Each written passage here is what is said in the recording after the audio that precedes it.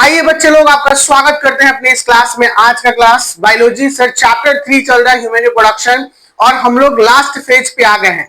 इस वीक में आपका चैप्टर कंप्लीट हो जाएगा 1 से 2 लेक्चर में। आज लेक्चर कितना ज्यादा जाता है इसके ऊपर डिपेंड करता है, क्योंकि हम लोग पहुंच गए फर्टिलाइजेशन और इम्प्लांटेशन पे।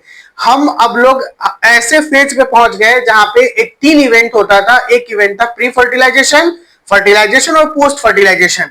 सबसे बड़ा इवेंट प्री फर्टिलाइजेशन ही कहा जाता है, क्योंकि गैमेटोजेनेसिस और गैमेट ट्रांसफर, तो गैमेटोजेनेसिस में ही टाइम लगता है। The multiple time, the many और the big time takes to complete the phase is that phase is what? Pre fertilization phase और प्री फर्टिलाइजेशन इवेंट। तो हमने स्टार्ट जो किया था सर, यहां से ध्यान देंगे, हम लोगों का सबसे पहले इंट्रोडक्शन हुआ था। इंट्रोडक्शन के बाद हम लोग आगे की तरफ बढ़े थे। Primary sex organ, secondary sex organ दोनों का पढ़े थे, मेल और फीमेल का डिफरेंसेस हम लोग जाने थे। ये सारी चीज कंप्लीट हो गए। सब कुछ देखते चलिएगा, ठीक है, ताकि माइंड में आ जाएगा आपके, अच्छा ये सारी चीज मेरे माइंड में रिवीजन है, पढ़ा हुआ है। हमने कॉर्पस ग्लैंड, बर्बोयूथर ग्लैंड, ये सब पढ़ लिया मेल का। फिर फीमेल हम लोग आए। फीमेल के भी external genitalia, female reproductive part, मतलब मेन ऑर्गन, ओवरी, ये सारी चीज कैसे ओवम का फॉर्मेशन होता है, ये सब हमने पढ़ा। सेकेंडरी ग्लैंड्स भी हमने पढ़े, इसमें बहुत इंपॉर्टेंट होता है यूटेरस। फिर उसके बाद एक्सटर्नल जेनिटेलिया हमने कंप्लीट किया, बार्थोलिन ग्लैंड कंप्लीट किया, मेमरी ग्लैंड कंप्लीट किया, हार्मोनल कैसे चेंजमेंट होते हैं, हार्मोनल इन्फ्लुएंस कैसे होते हैं, ये सब पढ़ा। गैमेटोजेनेसिस हमने पढ़ लिया है। गैमेटो हमने पहले पढ़ा ऑर्गन, फिर पढ़ा गैमेटोजेनेसिस। गैमेटोजेनेसिस में हमने स्पर्म और ओवम के फॉर्मेशन को देखा कि कैसे स्पर्म और ओवम बनता है। स्पर्म आपके एग्जाम का सबसे इंपॉर्टेंट और बेस्ट टॉपिक है, क्योंकि एग्जाम में पूछेगा, या फिर ओवम और मेंस्ट्रुएशन से भी क्वेश्चन करता है। तो ये सब चीज हो चुका है आप लोगों की क्लास में। मेंस्ट्रुएशन साइकिल के 4 फेज होते हैं, मैंने लास्ट क्लास में बता दिया। Now come to the new topic today, that is fertilisation और इम्प्लांटेशन। आज का टॉपिक क्या है बच्चे लोग? फर्टिलाइजेशन और इम्प्लांटेशन। सर फर्टिलाइजेशन हम लोग पता है किसे कहते हैं? किसे कहते हैं बच्चा लोग? सर किसे कहते हैं? ठीक जा रहे थे, बोलिए बोलिए, बोलने में कोई दिक्कत नहीं है, बोलिएगा तभी तो सीख पाइएगा। जो जैसा है वैसे बोलते रहिए बच्चे लोग। देख, बोलो बोलो। बहुत बढ़िया, बस यही सर है, ठीक है। तुम लोग काहे नहीं बोला? सर आप ये फिगर देख रहे हो, ये फिगर ओवम का है। किसका फिगर है? ओवम का। और सर इसके अगल बगल में देखिए ना, स्पर्म आ रहा है ना स्पर्म। सर जब स्पर्म ओवम से आके मिल जाता है तो उसको हम लोग क्या कहते हैं? फर्टिलाइजेशन कहते हैं। अब यहां से मैं 2 क्वेश्चन आपसे करूंगा। इसमें मोटाइल कौन है और नॉन मोटाइल कौन है? सबसे पहले बोलेगा ये संदीप बोलेगा मोटाइल। ये दोनों गैमीट है, 2 गैमीट है ना, तो इसमें मोटाइल कौन है और नॉन मोटाइल कौन है गैमीट? बताइए जल्दी से। मोटाइल कौन है? हाँ 10 सेकंड देंगे आपको। 1 2 3। ठीक है, ठीक बोला वो। तुमको नहीं पता है, मोबाइल की दुनिया से दूर रहो, पढ़ाई की दुनिया में आ जाओ। वो सही बोला बच्चा लोग? सही बोला सर। याद रखिएगा, ये क्वेश्चन एग्जाम में करता है, बोर्ड के एग्जाम में। ये क्वेश्चन बोर्ड के एग्जाम में भी आपका करेगा बच्चे लोग। ये जो अभी मैंने पूछा है कि सर जो आप ये स्पर्म देख रहे हो बच्चे लोग, ये स्पर्म है, ये स्पर्म होता है मोटाइल। क्या होता है? Motile sperm. सर ये जो ओवम आप देख रहे हो, रेड कर देते हैं, पीला उसमें व्हाइट वाले बोर्ड में नहीं दिख रहा है। सर ये जो ओवम आप देख रहे हो, ओवम होता है नॉन मोटाइल। यानी मोटाइल और नॉन मोटाइल कहने का मतलब कि स्पर्म भागते हुए ओवम के पास आएगा, ना कि ओवम भागते हुए स्पर्म के पास जाएगा। समझ में आया?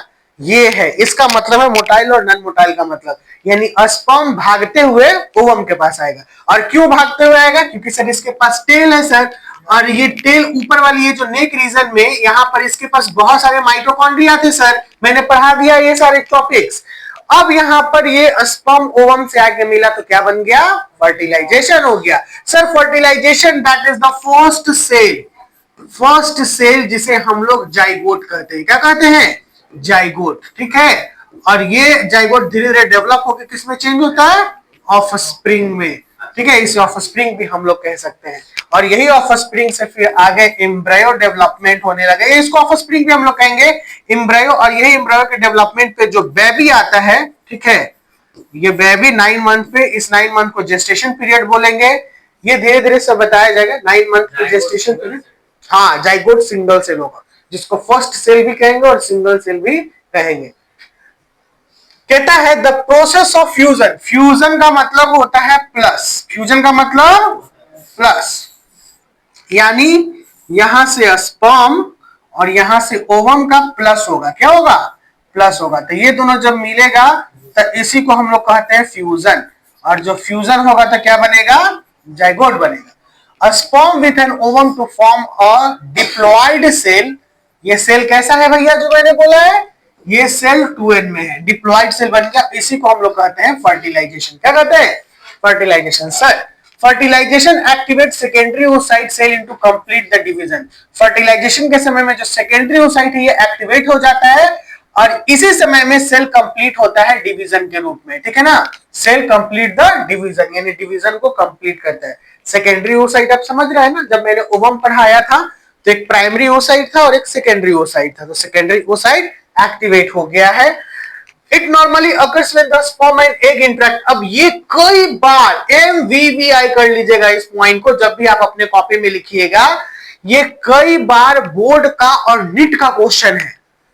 कहां पे होता है फर्टिलाइजेशन, कहां पे होता है फर्टिलाइजेशन, ये कई रिपीटेड क्वेश्चन है, एकदम लॉलीपॉप क्वेश्चन है, सालों भर से ये क्वेश्चन कर रहा है। हाँ, जब आप PYQs देखिएगा तो ये वाला क्वेश्चन एनी टाइम आते रहेगा PYQs में। मैंने नीट के क्वेश्चंस में कई बार ये डील किया है, जब मैं नीट के क्वेश्चंस एक्सप्लेनेशन देता हूं, MCQ में बताता हूं कई बच्चे लोगों को। क्वेश्चन क्या कहता है कि फर्टिलाइजेशन कहां पे होता है, where the fertilisation takes place. Fertilisation तो फीमेल बॉडी में हुआ, लेकिन फीमेल बॉडी के किस पार्ट में हुआ, सर फर्टिलाइजेशन फीमेल बॉडी के ओविडक्ट में हुआ, जिसे फैलोपियन ट्यूब भी कहते हैं। अब क्वेश्चन और डीप कर देगा, क्वेश्चन और डीप करेगा कि सर ये ओविडक्ट में कहां पे होता है, एम्पुला रीजन में होता है। क्वेश्चन और डीप कर देगा और अच्छे से बताइए, एम्पुलरी इस्थमिक रीजन में होता है। एम्पुला में क्यों होता है, क्योंकि ये एम्पुला वाइडर पार्ट होता है फैलोपियन ट्यूब का, हाँ ओविडक्ट का वाइडर पार्ट। जब भी ये टर्निंग पे कोई जाता है, ठीक है ना, तो देखिएगा ये टर्निंग पॉइंट क्या हो जाता है, ज्यादा चौड़ा हो जाता है, यहां से पतला रहेगा, यहां चौड़ा, इसलिए wider part. It normally occurs when the sperm and egg interact with the upper part of oviduct, और अपर पार्ट ऑफ ओविडक्ट को क्या नाम दिया गया, एम्पुला। एकदम दिमाग में बैठा लीजिएगा इस क्वेश्चन को। During fertilisation a sperm comes in contact with the ovum, sperm किसके कांटेक्ट में है, ओवम। अब यहां पे ये भी क्वेश्चन करेगा, सारे आपके मैंने जो निकाले हैं एकदम इंपॉर्टेंट पॉइंट निकाल के रख दिए हैं कि किस पार्ट को पेनेट्रेट करता है। पहले कहां पे आके मिलेगा, सर जोना पेलोसिडा लेयर में, किस लेयर में, जोना पेलोसिडा लेयर। सर ये जो यहां पे एंट्री कर रहा है, this layer the first layer is known as zona pellucida, यही लेयर है ना जो मैंने बताया था कि जोना पेलोसिडा लेयर में आके एंट्री करेगा और यहां पे कुछ बदलाव होते हैं, membrane block the entry of additional sperm, इसी को लॉक एंड की मेथड कहते हैं। क्या कहते हैं, लॉक एंड की मेथड कहा जाता है। यानी एक स्पर्म जैसे ही आ गया एक्रोजोम से, वो जोना पेलोसिडा एक लेयर तैयार कर देता है कि दूसरे स्पर्म को एंट्री नहीं मारने देगा। क्यों, क्योंकि उसका एक्रोजोम में एक सर्टेन एंजाइम्स होते हैं जो इसके लॉक को, जोना पेलोसिडा के लॉक को क्या कर दिया, खोल दिया। यानी acrosome is the key, zona pellucida is the lock, खुल गया, और जब खुल के अंदर चला गया तब दूसरे के लिए क्या लॉक ही हो जाएगा ना। क्या बोले, जोना पेलोसिडा लेयर, जैसे मैंने कहा, हाँ, और चाबी कौन है, स्पर्म, स्पर्म का acrosome, acrosome the cap like structure, उसमें कुछ एंजाइम होते हैं जो जोना पेलोसिडा को पेनेट्रेट करते हैं। तो block the entry of additional sperm, दूसरे स्पर्म का एंट्री क्या हो गया, रुक गया। इसीलिए ये इंश्योर करता है कि केवल एक स्पर्म जो हो ओवम को फर्टिलाइज करे। पॉइंट क्लियर हो गया, जो लास्ट टाइम तुम लोग पूछ रहे थे कोई क्वेश्चन, तो एक स्पर्म जो है भैया, एक स्पर्म, वही एक स्पर्म एक ओवम को फर्टिलाइज करे, ये एश्योर करता है, इंश्योर करता है। Come to the next, polyspermy. What do understand by the polyspermy, sir polyspermy का मतलब ढेर सारे स्पर्म आएंगे ओवम के पास, तो वो पॉलीस्पर्मी वाला केस होता है। कौन वाला केस होता है, पॉलीस्पर्मी, ठीक है, देखिएगा ध्यान से।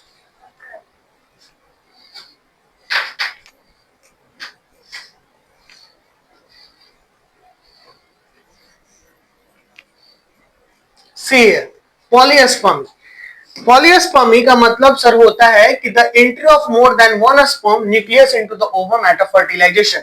फर्टिलाइजेशन के बाद फर्टिलाइजेशन के समय में ये तो न्यूक्लियस है, ये जोना पैलुसिडा का लेयर है, बहुत सारे स्पर्म अगर आ जाएं और एंट्री करने लगे तो उसको हम लोग पॉलीस्पर्मी का केस देते हैं। When the acrosome of a spermatozoa touches the surface of the egg, जैसे ही ये एक्रोजोम स्पर्मेटोजोआ का किसका ओवम के सरफेस को, एग के सरफेस को टच करता है तो इसका साइटोप्लाज्म जो होता है वो एग का बल्जेज कर जाता है, यानी यहां से ये वाला खुल गया। बल्ज का मतलब क्या होता है? स्वेल कर जाना, फूलना, समझ में आ रहा है। और वहां से रिसेप्टिव कोन बनता है फर्टिलाइजेशन के समय में, जहां पे एक स्पर्म क्या होता है? एंट्री कर जाता है। तो ये रिसेप्टिव कोन बना दिया, सबसे पहले ये आया तो, और ये स्पर्म क्या हो गया? एंट्री कर गया। और जैसे एंट्री किया इसका न्यूक्लियस गिर के कहां पे ऐड हो जाता है? ये वाले न्यूक्लियस में, इसलिए इसका न्यूक्लियस अब क्या बन गया? 2n का। द सिक्रेशन ऑफ एक्रोजोम, देखिए जो आपका क्वेश्चन होगा कि सर कैसे होता है लॉक एंड की का मेथड, यहां पे बोल रहा है जो एक्रोजोम का सिक्रेशन होता है, help the sperm enter to the cytoplasm of ovum through the zona pellucida and the plasma membrane. Clear हो रहा है? साइटोप्लाज्म जो है, ठीक है, किसका साइटोप्लाज्म? किसका? एक्रोजोम। जो एक्रोजोम है तो ऊपर वाले पार्ट में भी सर्टेन एंजाइम्स है। The acrosome of the sperm enter to the cytoplasm, किसका? ओवम का। तो हमने जाना, मैं ये स्पर्म बना रहा हूं, this is the part of a sperm, ये कैप लाइक स्ट्रक्चर है, तो ये एक्रोजोम है। क्या है? एक्रोजोम। और ये स्पर्म का, सॉरी ओवम का लेयर है। कौन सा लेयर है? जोना पैलुसिडा वाला लेयर। तो ये जब यहां पे आता है ओवम का, तो ये इसका प्लाज्मा मेम्ब्रेन यहाँ पे induce the completion of the meiotic division in the secondary oocyte. ये तो एंट्री कर गया बल्जेस मेथड करके, लेकिन जब अंदर गया तो ये मेयोटिक डिवीजन सेकेंडरी ओसाइट का है, यहाँ पे परफॉर्म किया और सेकेंड मेयोटिक डिवीजन हुआ, जो कि unequal and the result of the formation of the second polar body. Unequal होगा, अनइक्वल का मतलब एक बड़ा होगा और एक छोटा होगा। क्या? तो सुन लो पहले, फिर पूछ लेना। The second meiotic division is also unequal। जो second meiotic division हुआ, जिसको हम लोग secondary oocyte बोले थे, एक primary oocyte था, secondary oocyte, वही बात कर रहा है। यहाँ पर secondary oocyte में unequal देगा। unequal यानी यहाँ पे जो second polar body बनाया and a haploid ovum, यानी यहाँ पे एक second polar body बना। क्या बना? second polar body, और ये बना haploid ovum, यानी जिसको हम लोग ooted कहते हैं। क्या कहते हैं? ooted। Soon the haploid nucleus and the sperm and that of the ovum fuse together to form diploid zygote। और यहाँ पर ये जो हैप्लॉइड ओवम है और प्लस यहाँ पर स्पर्म का एक न्यूक्लियस, ये दोनों मिलके क्या बना देगा? 2n बना देगा, डिप्लॉइड जाइगोट बना देगा। फिर इसके बाद क्लीवेज होगा। ये फर्स्ट सेल हो गया, बाउंस कराएगा, ये फर्स्ट सेल हो गया। फिर से समझा देंगे, एक मिनट को। ये फर्स्ट सेल हो गया, यानी 2n मिलके क्या बना दिया? फर्स्ट सेल, जो कि डिप्लॉइड में है। अब 2 है तो यहां से अब रिजल्ट क्या कर रहा है? ध्यान देना, cleavage of mitotic division. Mitotic it's mean the equational one.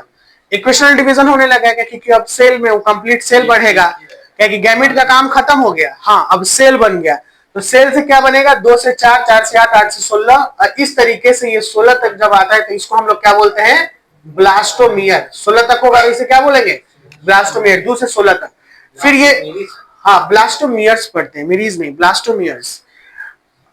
फिर ये क्लीवेज धीरे धीरे और बढ़ता है एक्टिव साइटोप्लाज्म के रूप में, और ये क्लीवेज इक्वल होलोब्लास्टिक होगा। इक्वल का मतलब सब बराबर में होगा, ठीक है, जैसे लाइक दिस, यानी ये अनइक्वल नहीं होगा, ये इक्वल होलोब्लास्टिक कहलाते हैं, यानी सब बराबर। इक्वल का मतलब सब समान, होलो का मतलब सेम।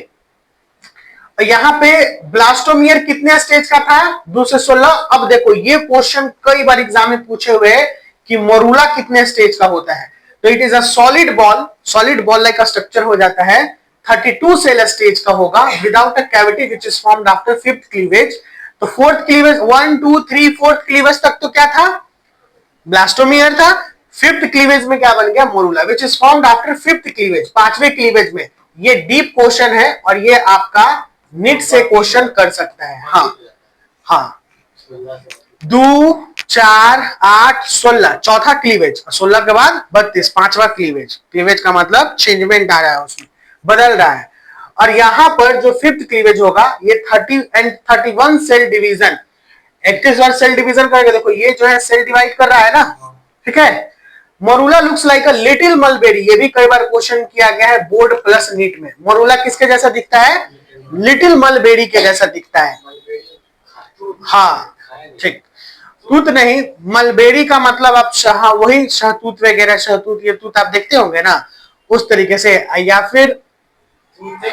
या फिर आप देखिए सिल्क के, सिल्क जो सिल्क वॉर्म को देखे, सिल्क वॉर्म मलबेरी के पत्ते पे ही रहता है ना। हाँ ठीक है, मलबेरी के जैसे देख लीजिएगा, फिगर में आएगा, नहीं तो मैं दिखा देता हूँ अभी।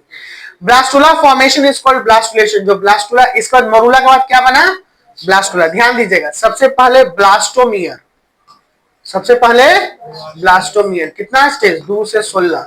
जैसे ही ये 32 पे बना, कितना पे बना, 32 पे, इसको बोल दिए मरूला। क्या बोल दिए, मरूला। और 32 से धीरे धीरे जैसे ही ये बनते जाएगा, इसको बोलेंगे ये ब्लास्टुलेशन बोलेंगे, ब्लास्टुला फॉर्मेशन। ये धीरे धीरे बढ़ते चला जाएगा, फिर आगे जाके ब्लास्टोसेल बनेगा, यानी ये जो कैविटी बीच में बनता है इसको ब्लास्टोसेल, जिसको एंड कॉल्ड ब्लास्टोसिस्ट बोलेंगे ह्यूमन में। और ब्लास्टोसिस्ट हैज 3 पार्ट, ब्लास्टोसिस्ट के 3 पार्ट हो जाते हैं, एक होता है ट्रोफोब्लास्ट, इनर सेल मास और ब्लास्टोसेल। आगे जाके आएगा, जस्ट इसमें आएगा, देख लीजिएगा। द ब्लास्टोमियर, जैसे यहाँ पे फिगर में मैंने दिया है ना, देखिए यहाँ पे बोला है ना, इनिशियल स्टेज ब्लास्टोसिस्ट, मरूला, ये धीरे धीरे आगे बढ़ते चला जाएगा। और implantation, मरूला, blastocyst, initial stage of implantation. मैं इस फिगर को समझा दूंगा अभी, 1 मिनट रुक जाइए। The blastomere is the blastocyst, blastomere is the blastocyst are arranged into an outer layer called trophoblast. जैसे कि ये आउटर लेयर में जब बनेगा ये पहला वाला, तो इसे हम लोग क्या कहेंगे, ट्रोफोब्लास्ट कहेंगे, trophoblast. And the inner group of cell attached to the trophoblast called inner cell mass. और जो यहाँ पर इनर वाले पार्ट में जो भी सेल बन रहा है इसको इनर सेल मास कहेंगे। क्या कहेंगे, इनर सेल मास। और फिर इसके बाद जो अंदर वाला भाग होता है ये वाला, इसको हम लोग सिलोम कहते हैं। क्या कहते हैं, coelom. Trophoblast and collinear. The trophoblast layer and get attached to the endometrium and the inner cell mass differentiated as the embryo. जो trophoblast layer है ये endometrium के साथ अटैच हो जाता है मास के साथ। तो फाइनली जब endometrium के साथ अटैच होगा तब इसे हम लोग क्या कहेंगे, तब हम लोग embryo कहेंगे। endometrium wall के साथ अटैच हो जाएगा तब ये फाइनली क्या बनेगा, embryo, यानी भ्रूण बन गया। क्या बन गया, भ्रूण। अभी फिगर से भी क्लियर हो जाएगी। After attach the uterine wall divide rapidly and converts to the blastocyst. जैसे यूटेराइन वॉल यानी इंडोमेट्रियम वॉल के साथ ये जुड़ेगा, ये बहुत तेजी से रैपिडली डिवाइड करने लगता है और ये फिर कवर हो जाएगा ब्लास्टोसिस्ट से। As the result, the blastocyst become embedded। और इस हिसाब से ब्लास्टोसिस्ट जो होता है वो उसमें इंडोमेट्रियम वॉल ऑफ यूटेरस में क्या हो जाता है, इम्बीड, यानी अंदर की तरफ जाता है। This is called implantation. इसी को हम लोग क्या कहते हैं, इम्प्लांटेशन, यानी भ्रूण जो है, यानी जो ब्लास्टोसिस्ट आ रहा था वो अटैच हो गया एंडोमेट्रियम वॉल के साथ। हाँ बिल्कुल, इस पूरे समय में समय लगता है, तुरंत एक बैग नहीं होता है ये सारे में, it takes time. And here we are, ये जो इम्प्लांटेशन बोला, इम्प्लांटेशन को एक वर्ड से और इंडिकेट करते हैं, क्या नाम दिया गया है, nidation. Implantation is also known as nidation and it leads to the pregnancy. और यही फाइनली किसको लीड्स करता है, प्रेगनेंसी, जो कि 9 मंथ का होता है, ठीक है ना, 9 month. Implantation occurs generally between the 6 to 9 day. देखो तुम पूछा ना कि सर ये कितना होता है, तो जो अगर फर्स्ट डे सेल बना, जो फर्स्ट जाइगोट है, तो इसको इम्प्लांट होने में कितना दिन लगेगा, 9 से 10, 6 to 9 डेज लगेगा। कहां तक आने में, आफ्टर फर्टिलाइजेशन, फर्टिलाइजेशन के बाद किसमें, इम्प्लांट होने में endometrium wall of mother. The site of implantation determine the portion of placenta। और वही जो साइट इम्प्लांटेशन का वही डिटरमाइन करता है प्लासेंटा। प्लासेंटा होता क्या है, तो definitely placenta is the life tube of a baby. Placenta एक लाइफ ट्यूब होता है जिससे सारी चीज, फूड मटेरियल, फीकल मटेरियल का ट्रांसपोर्टेशन जो होता है वो प्लासेंटा के थ्रू ही होता है। इन ह्यूमन, मानव में, implantation is of interstitial type. Implantation जो होता है इंटरस्टिशियल टाइप होता है, which is embryo is buried in the endometrium uterine epithelium which complete surround it। interstitial type का मतलब कि जिसमें embryo वॉल में, इंडोमेट्रियम वॉल में आके बीड कर गया। ब्यूरिड का मतलब होता है अंदर की तरफ, और यूटेराइन एपिथेलियम में कंप्लीटली ये धीरे धीरे इसको क्या कर दिया, घेर लिया। क्या कर दिया, घेर लिया, ठीक है ना। और इसी में फिर ये बनने लगा।